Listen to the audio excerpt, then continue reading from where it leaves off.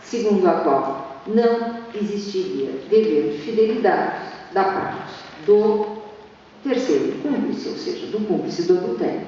Se não há dever de fidelidade, se o dever de fidelidade é recíproco entre os cônjuges ou entre os companheiros do direito brasileiro e não alcança o terceiro, não haveria possibilidade de aplicação dos princípios da responsabilidade civil pela falta de um pressuposto, que é exatamente o pressuposto da ação ilícita, ou seja, do descumprimento de um dever. Não há dever, não há como aplicar os princípios da responsabilidade civil. Esse pensamento é um pensamento que, no único acordo no Superior Tribunal de Justiça sobre o tema da reparação de danos do terceiro cúmplice, ou em relação ao terceiro cúmplice, ministro Luiz Felipe Salomão, relator, considerou-se aplicável lá no direito brasileiro, ou seja, sem a possibilidade de aplicação dos princípios da responsabilidade civil.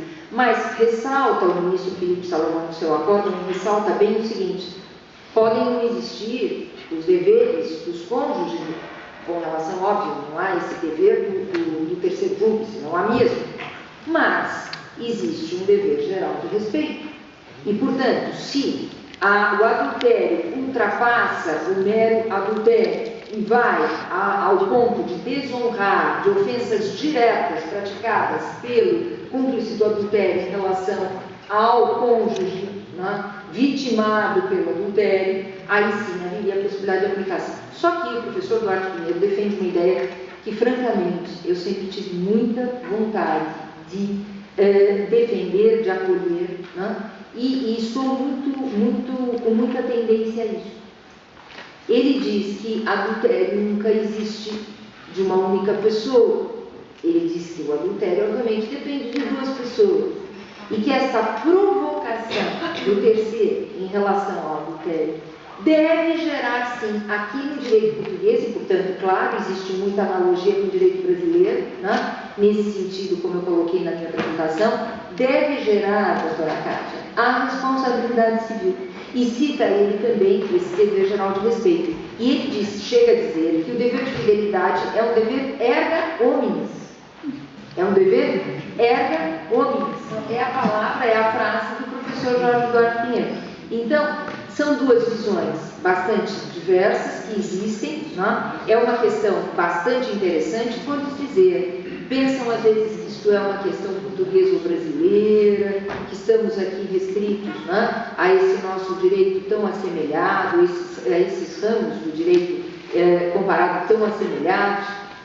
Nos Estados Unidos existem leis, em vários estados, leis, propriamente leis, que levam à condenação do terceiro cúmplice. Nos Estados Unidos, nos países mais evoluídos, conforme costumam dizer, na verdade, pelo menos evoluídos no sentido da modernidade, né? Então, dentro disso, vejam que a matéria é muito tormentosa, não é? Tem realmente todas essas visões e, enfim, posicionamentos diversos. No Brasil, o único acordo diz que não, né? Aqui um grande doutrinador em direito público das sessões, que é o professor Duarte Pinheiro, disse que sim, né?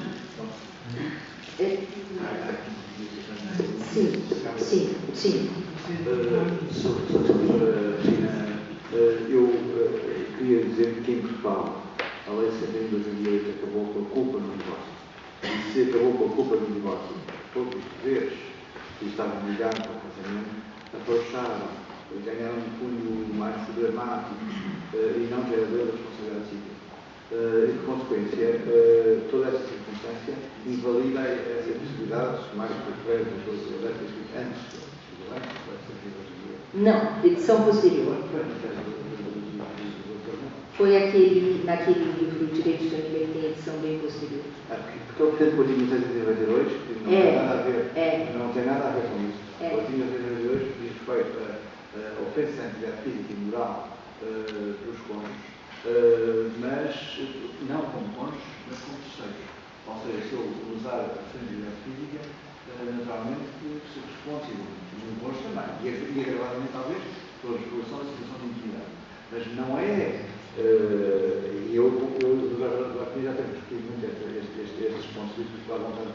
Claro, e são pontos de vista diferentes. Eu acho que não, não pode ser, não tem sentido a lei do divórcio se der esse cunho agravado ao artigo 1992. Então a lei do divórcio perdeu todo o sentido. Daí radicalmente, nós em Portugal estamos caminhando como muitos outros países da Europa, no sentido da eliminação da culpa. E professor, agora quem tem que fazer a réplica, desculpem os membros da mesa, sou eu, inclusive para manter uma certa credibilidade na minha palestra, na minha intervenção, que versou exatamente sobre isso, porque efetivamente eu discordo do professor, já discordamos em outros cursos e num primeiro curso que o professor Fernando Araújo me honrou com o convite aqui nesta casa, em 2011 ou 2010, e o senhor me deu a honra de estar presente. Por quê?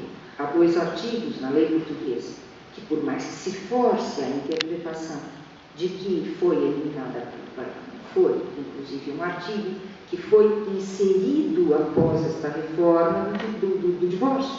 Ele foi inserido para dizer que a pensão alimentícia pode ser perdida, vamos usar essa expressão, pode haver a exoneração do dever alimentar ou a perda do direito a alimentos em razão da culpa, ou em razão do grave descumprimento de deveres, ou em razão dos graves constrangimentos, porque obviamente só há constrangimento se há violação de um dever e obviamente se atinge a esfera do direito alheio. Portanto, esse artigo que foi introduzido a respeito da consequência em relação aos alimentos, mas aquele outro, com certeza não foi esquecido pelo legislador, que é aquele que fala da separação de fato, não é? E a separação de fato, que dependendo das circunstâncias, pode levar a causa da separação de fato também à perda do direito a alimentos.